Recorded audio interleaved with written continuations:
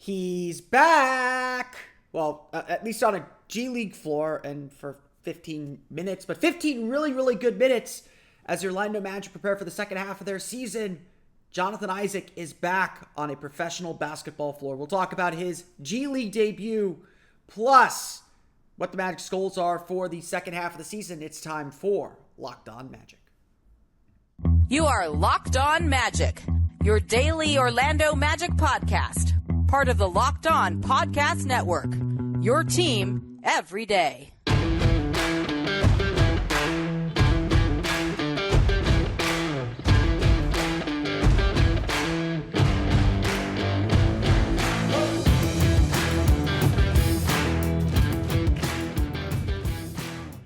And you are indeed Locked On Magic. Today is January 12th, 2023. My name is Philip Rossman-Reich. I'm the expert and site editor over at OrlandoMagicDaily.com. You can follow me on Twitter at PhilipRR_OMD. On today's episode of Locked On Magic, Jonathan Isaac makes his triumphant return to professional basketball, playing for the Lakeland Magic on Wednesday in a Lakeland Magic win.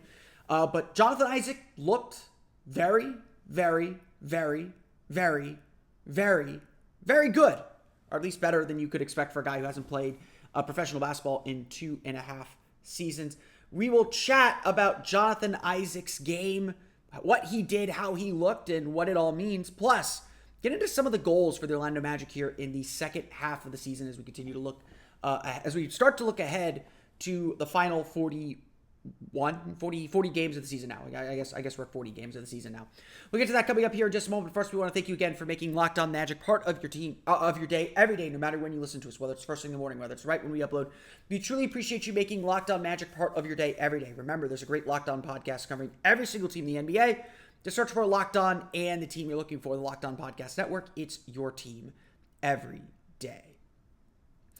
This is the day we've all been waiting for. The day that I know everyone in Orlando Magic media has been having to field the question from other media members, from basketball people, from friends, from family, from people in Orlando. When is Jonathan Isaac going to return? When is he going to be back on a basketball court? And it's been a long 2.5 years to get to this point, to get to this moment that we saw Wednesday night. Jonathan Isaac back on a basketball floor. Honestly, it didn't matter what else he did. Pure Dianu here. It does not matter what else he did. As long as he was on that floor, as long as he was running up and down the court, as long as he was playing, there's time for him to get his skills back. There's time for him to get his rhythm back. There's time for him to get his legs back. None of that mattered.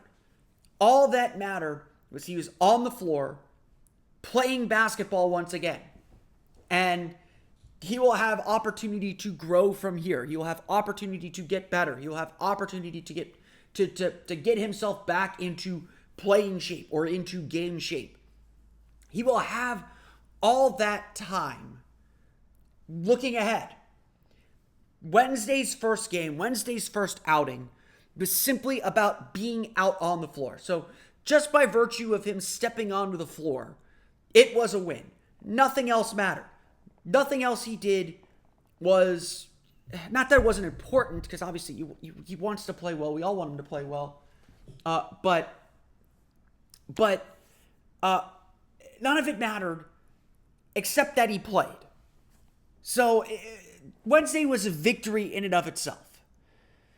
The fact that Jonathan Isaac played extremely well is, quite frankly, just amazing. I was working very, very hard to temper expectations. To tell people, like, look, he has, it's not that he forgot how to play basketball because he hasn't played in 2.5 years, but to be on a professional court, to play at a high level after missing so much time, that would have been unexpected. Perhaps that's this credit to Isaac's overall talent and his ability. Because he can play at that high level. He can do all those things instinctually because he is a super talented basketball player.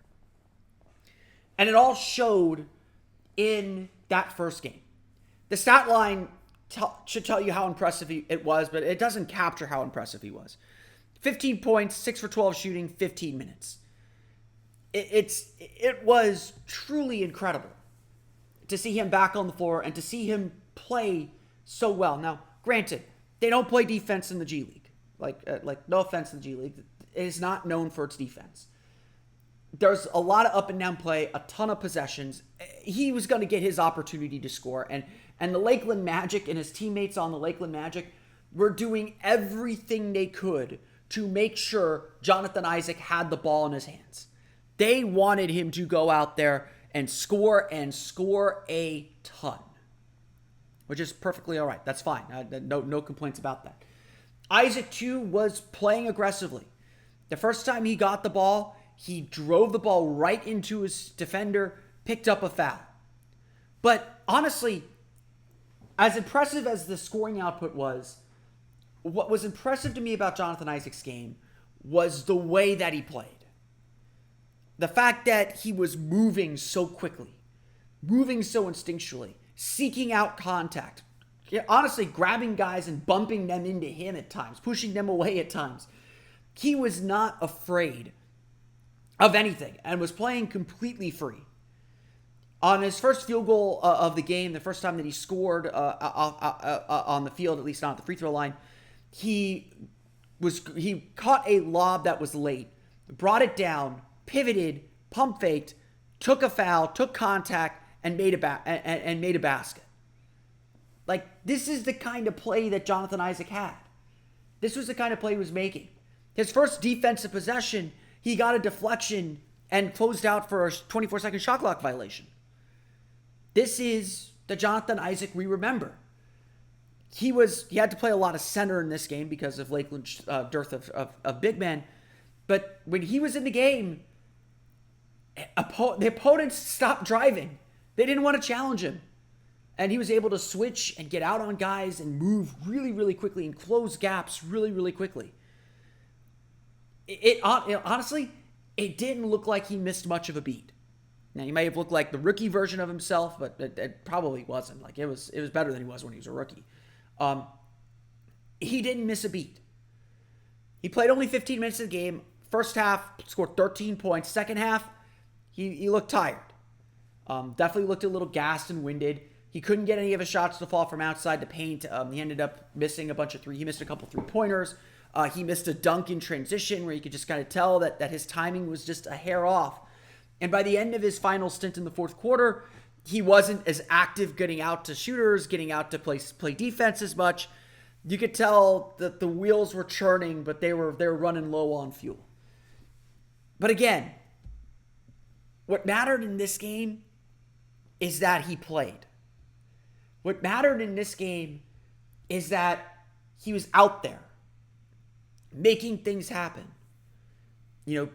Doing basketball and not having to think about his injury. Honestly, if you went out there and said, "Oh, that's Jonathan Isaac, he's playing basketball," and didn't know that he'd been out 2.5 years, there's no way you would have known other than that he got tired a lot faster than everybody else.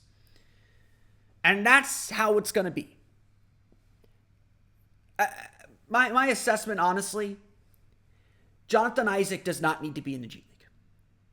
I don't know if he's ready for the NBA. I don't know if he's ready for that level of play, but he is certainly better than the G League right now. And it's the perfect setting for him to get his legs back under him and to get these kind of test games in. It's not clear yet if he's going to play in Lakeland's next game. They play Friday, Saturday, and Monday in Lakeland. It's not clear if Isaac's going to play in any of those games. It would not surprise me if he gets a second game in Lakeland before the Magic return home, practices with the team Wednesday, Thursday, and then we will see about Friday night, January 20th, against the New Orleans Pelicans. We will see. But for now, Jonathan Isaac is on the floor. Jonathan Isaac has played a basketball game. Jonathan Isaac has looked good in said basketball game. The dude did not forget how to play basketball. He still plays basketball very, very well. And now it's just, okay, when does he have the conditioning? When does he have the opportunity to get back on the floor with the Orlando Magic? This huge hurdle has been cleared. This huge moment has happened. Now it's time for the next one. As Jonathan Isaac said back when he started practicing with Lakeland in early December, the goal now is to push himself further than he's been pushed before. And that might mean playing a longer stretch instead of a 3-4 minute burst. That might mean playing 24 minutes instead of 15. That might mean getting ready to play in the NBA once again. But Jonathan Isaac is indeed back. And it is so exciting to see. We're going to chat a little bit about what this return might mean for the Orlando Magic moving forward and the Magic's goals for the rest of the season, the second half of the season. We'll get to that coming up here in just a moment. But first, a quick word from our pals at Prize Picks. Look, we all love these daily fantasy games. We all think we know how to build the perfect team. And a lot of these daily fantasy games with the salaries, you're going into these massive player pools. I play a daily fantasy game, and honestly, I think the best I finished was a couple, maybe 100 spots out of winning the money. It was a very small prize pool in one of the games that I play. When I was doing some of the other daily fantasies, I'd be happy just to get my money back. And that's why Prize Picks is so different. Prize Picks, it's not you against a million bajillion people with very little chance of getting your money back. It's you versus the numbers. The way Prize Picks works is Prize Picks offers a projection. Let's say for Friday's game against Utah Jazz, the projection is Paolo Banchero, 18.5 points. If you think Paolo Banchero will score more than 18.5 points, you simply say that he's going to score more than 18.5 points. It's really that easy. And you put together a group of 2 to 6 players. They can be across multiple sports with the NFL playoffs this weekend. You can definitely put together a basketball and NFL grouping together. And in a group of 6, if you get 4 right, you not only get your money back, you get a little bit extra. If you get 5 back, you double your money. And if you get 6, you have the chance to win big prizes. And of course, you can do any types of groupings and any types of playings. It's really easy to find success and to have fun on Prize Picks. Prize Picks offers projections on any sport you watch, including the NBA, NFL, MLB, NHL, PGA, college football, men's college basketball, and a whole lot more. Entries can be made in 60 seconds or less. It's really that easy. They have safe and fast withdrawals, and they're currently operational in more than 30 states, including right here in Florida, as well as Canada. Download the Prize Picks app or go to prizepicks.com to sign up and play daily fantasy sports today. First-time users can receive a 100% instant deposit match of up to $100 with promo code LOCKEDON. If you deposit $100, Prize Picks will give you $100. If you deposit $50, Prize Picks will give you $50. Don't forget to enter promo code LOCKEDON and sign up for an instant deposit match of up to $100.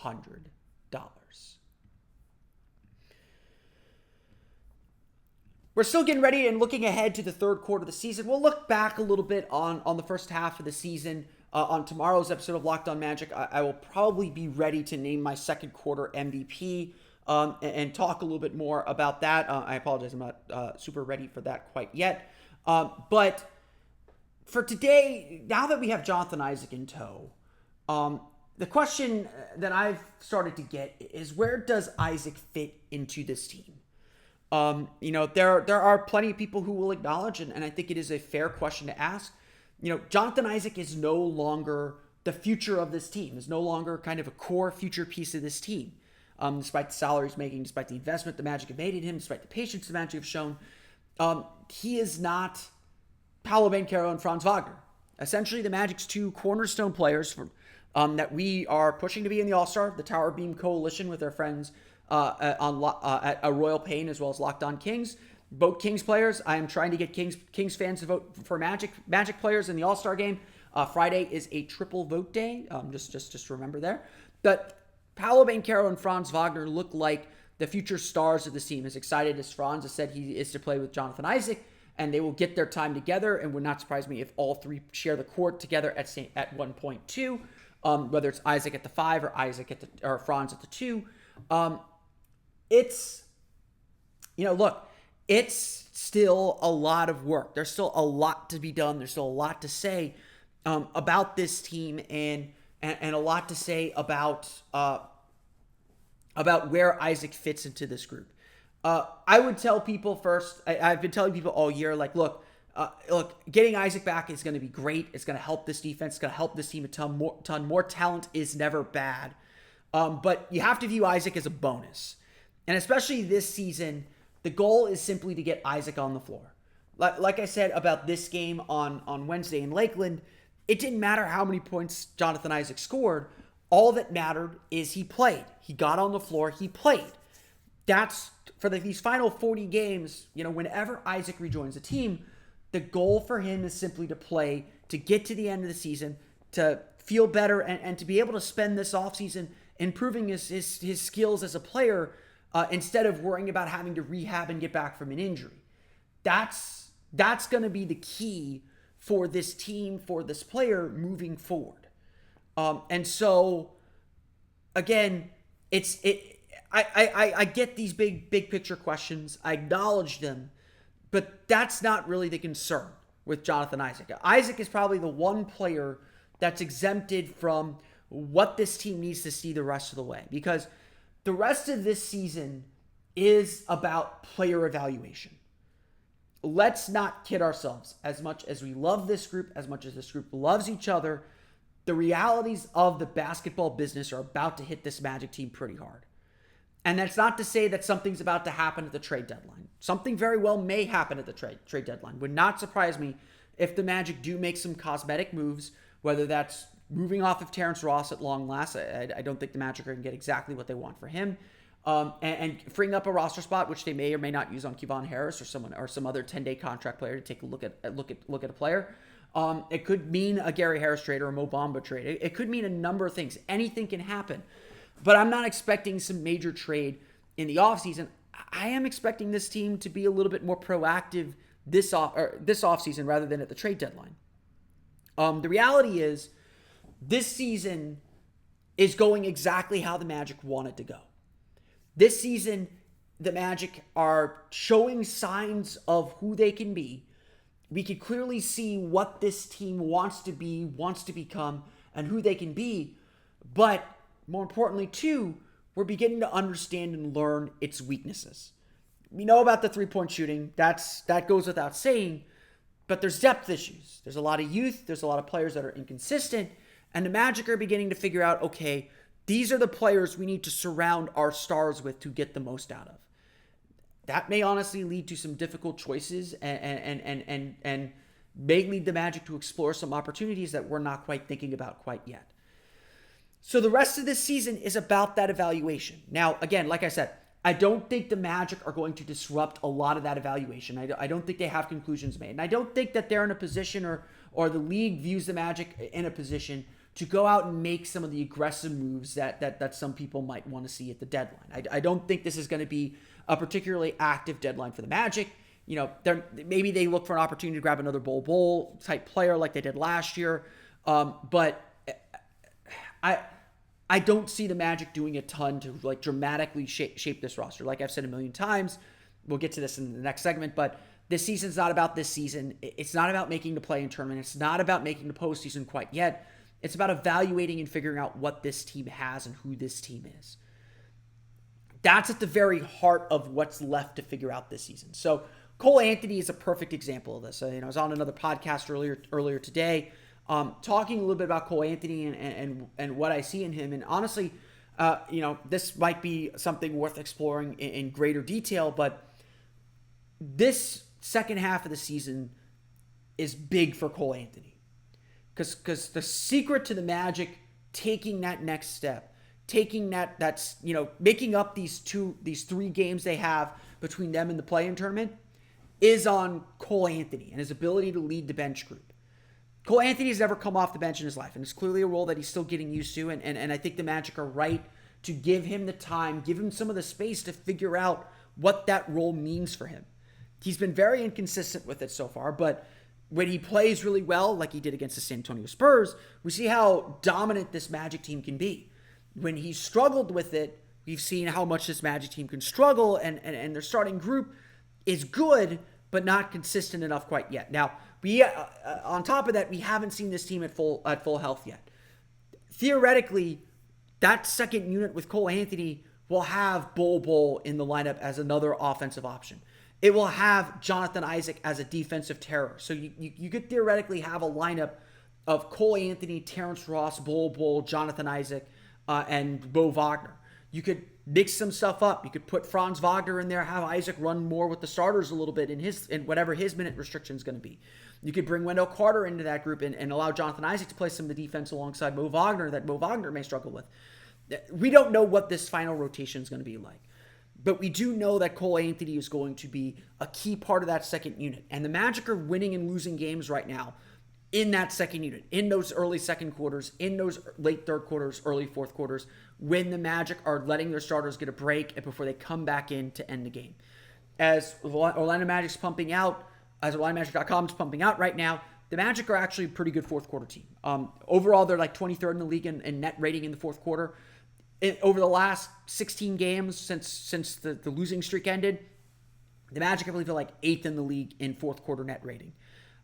Whatever clutch problems they were having earlier in the year, they have figured some of them out. And so now it's just about getting to that moment or not getting to those clutch moments, not getting to playing so many close games, building leads and extending them with your bench. And again, that's going to fall on Cole Anthony a lot. There's a lot of pressure to put on one player, and I don't mean to do it completely on him, but his play really matters. And when he is moving the ball, when he's taking good shots, he's a really, really effective player. When he's attacking the basket, getting the foul line, hitting those push shots that he's really good at, he can be a really, really effective player when he adds that to his other parts of his game. When he's settling for pull-up jumpers, he can be really, really rough, and he can turn the ball over a little bit. He can be really, really rough. So this is Cole Anthony isn't the only one that's going to answer questions like this. Every player on this roster, even Paolo Banchero and Franz Wagner, are still answering questions about what their possible roles on this team could be. And Isaac's a little bit exempt from that because his goal is simply just to play. But the Magic are going to be looking to see where he fits in this puzzle too.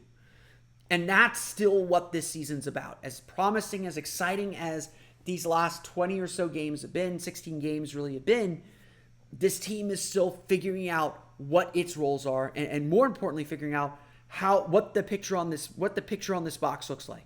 Now, it's never been clearer, and that's the part that's really, really exciting. And that's the part that's going to drive the other half of the second half of the season, is that the Magic really do have something to play for. And that's going to change a lot of the expectations around this team. We're going to talk a little bit about those expectations coming up here in just a moment. But first, a quick word from our pals at BetOnline. BetOnline.net is your number one source for sports betting info, stats, news, and analysis this season. Get the latest odds and trends for every professional and amateur league out there, from pro football to basketball and more. They've got it all covered at betonline.net. If you love sports podcasts, you can even find those at BetOnline as well. They're always the fastest and easiest way to get all your betting info. Head to the website today or use your mobile device to learn more. BetOnline, where the game starts.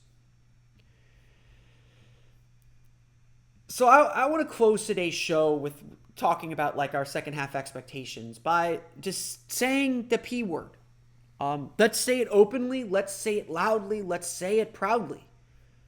This Magic team should be pushing for the postseason. We are playing meaningful games here in mid-January. We are looking at the standings every day. Washington beating Chicago today puts the Magic 3 games back of the final play-in spot.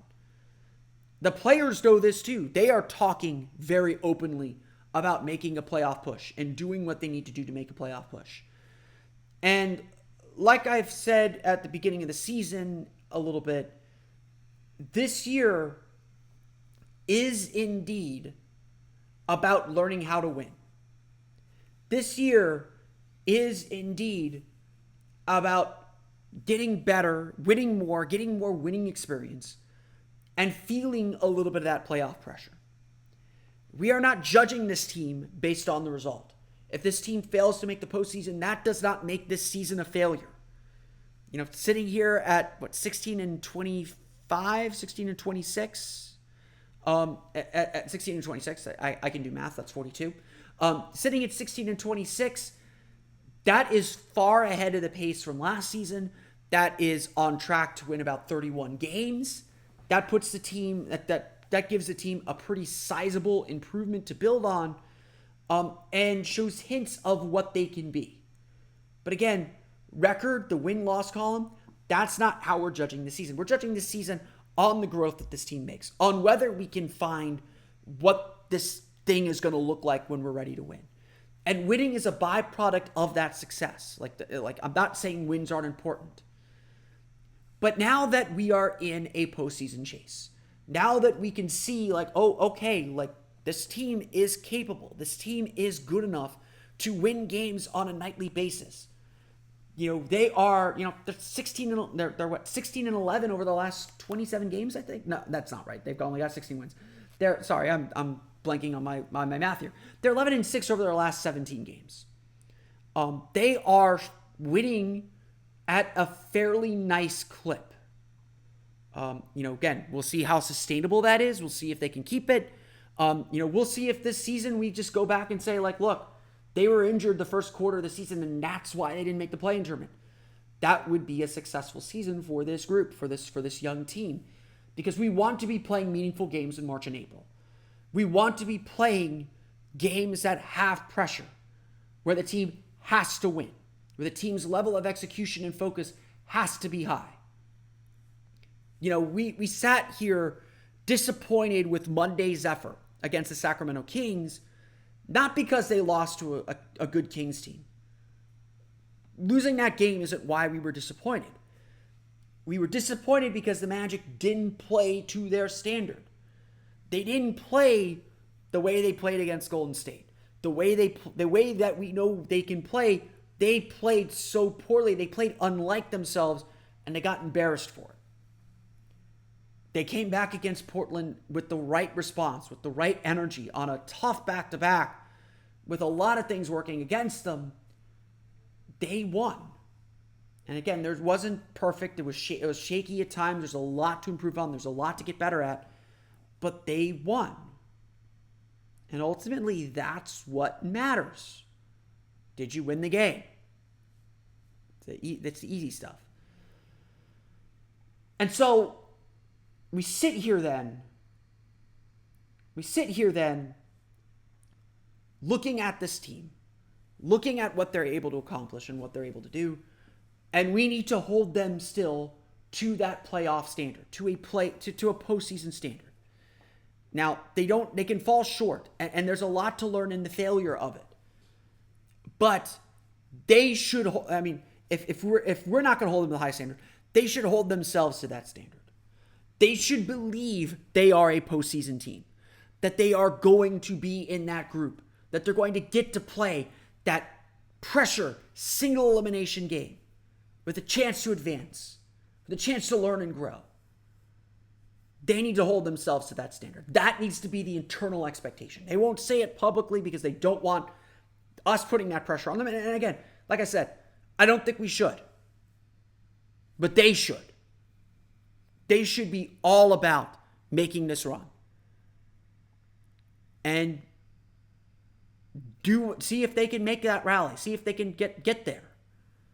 Because the one thing that we know probably now at the midpoint of the season is this team has the talent to do it. And you shouldn't ever hold talent short. If they have the talent to do something, expect to do it. Shoot for the moon, you might land in the stars. That's kind of the philosophy here, and this team is more than capable of achieving some very, very real successes beyond just improving and getting better. And that's what this second half of the season is really about. I want to thank you again for listening to today's episode of Locked On Magic. Of course, find me on Twitter at @PhilipRR_OMD. Subscribe to the podcast on Apple Podcasts, Stitcher, TuneIn, Himalaya, Google Play, Spotify, Odyssey, and all the fun places to download podcasts to your podcast-enabled listening device. For the latest on the Orlando Magic, be sure to check out OrlandoMagicDaily.com. Of course, follow us there on Twitter at @OMagicDaily. Now that you're done listening to us, go check out the Game to Game NBA podcast. Every moment, every top performance, every result. Locked On Game to Game covers every game from across the NBA with local analysis that only Locked On can deliver. Follow Game to Game Locked On NBA, available on the Odyssey app, YouTube, and wherever you get podcasts. That's going to do it for me, though. I want to thank you all again for listening to today's episode of Locked On Magic. For Orlando Magic Daily and Locked On Magic, this has been Philip Rossman-Reich. We'll see you all again next time for another episode of Locked On Magic.